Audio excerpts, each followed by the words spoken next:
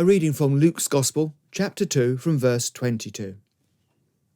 And when the time came for their purification according to the law of Moses, they brought him, that is Jesus, up to Jerusalem to present him to the Lord.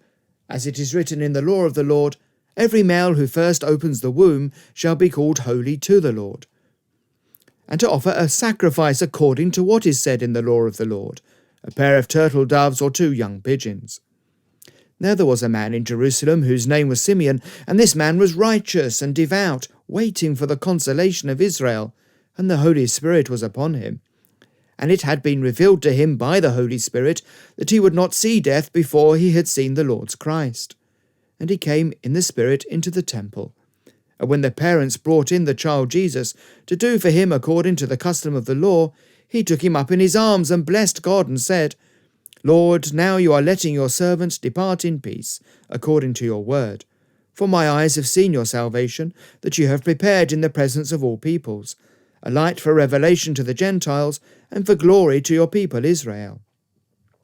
And his father and his mother marvelled at what was said about him. And Simeon blessed them and said to Mary his mother, Behold, this child is appointed for the fall and rising of many in Israel, and for a sign that is opposed, and a sword will pierce through your own soul also, so that thoughts from many hearts may be revealed. And there was a prophetess, Anna, the daughter of Phanuel of the tribe of Asher.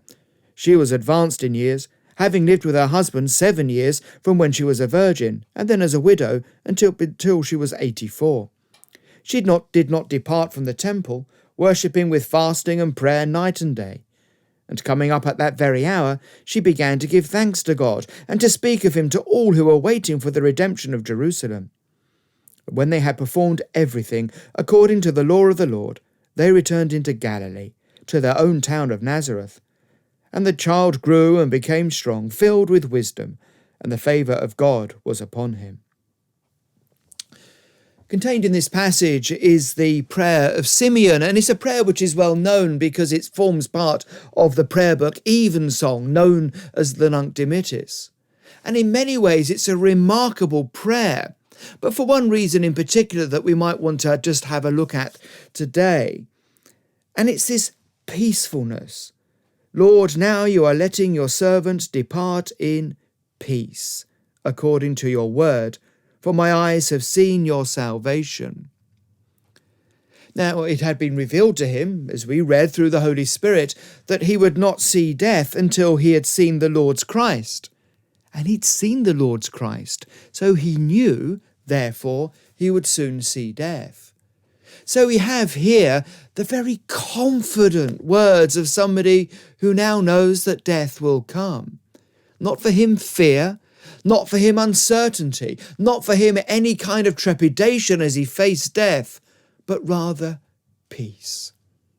And what was it that meant that he could face death with such peace? What was it that meant he could utter those words, those peaceful words of joyful resignation to what was coming?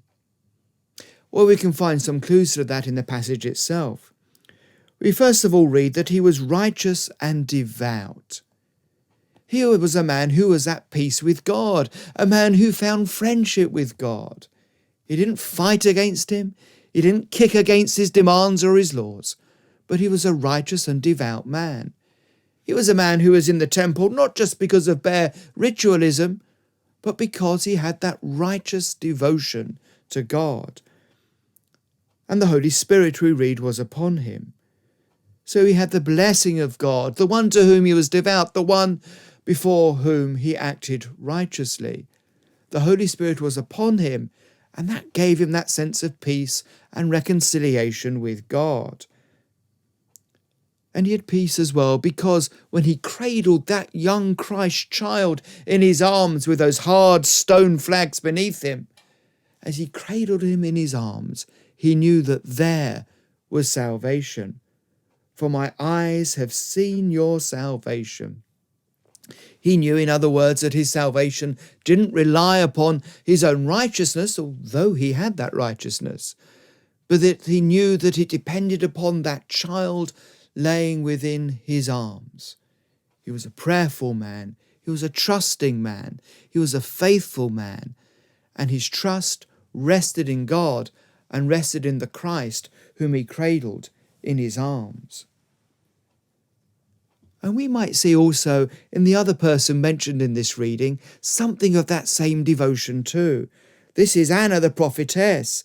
She was somebody who'd lived with her husband from 7 years from when she was a virgin, so we might estimate that he died when she was around 20, in her early 20s at least. And here she was some 60 years on, a woman of 84. But she didn't depart from the temple. She worshipped and fasted with prayer night and day, and she came to give thanks to God. There too, in this woman, was a great symbol, a great example to us of somebody with a sweet devotion to the Lord, somebody who prayed and worshipped, somebody who no doubt, like Simeon, had peace when she faced God and when she faced death. Death, you see, is something which comes to us all. Death is something which no doubt brings up many feelings in our hearts and in our minds. But to those who worship God, to those who are devout, to those who place their trust in that Christ, death is something which is faced peacefully, because death is simply coming home to be with the one whom you've worshipped all your life. Death is simply coming back to God, and that surely should hold no fear.